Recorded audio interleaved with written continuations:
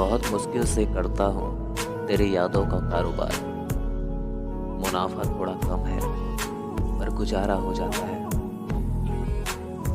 न जाने क्या पता कब कहाँ मारेगी, इसलिए जिंदगी से डरता हूँ। मौत का क्या है, वो तो बस एक बार मारेगी।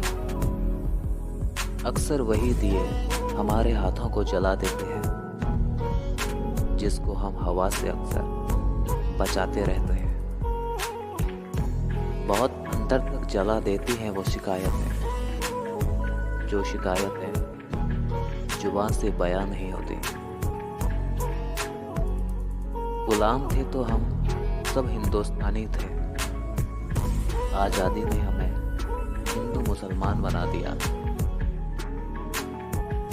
कुछ रिश्तों में कोई मुनाफा नहीं होता, लेकिन जिंदगी को अमीर बना देती है। कुछ अलग करना हो तो भीड़ से हटकर चलिए। भीड़ साहस तो देती है, मगर पहचान छीन लेती है।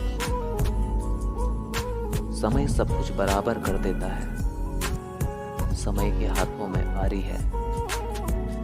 वक्त से कभी दुश्मनी मत लेना, क्योंकि वक्त का पंजा सबसे भारी है।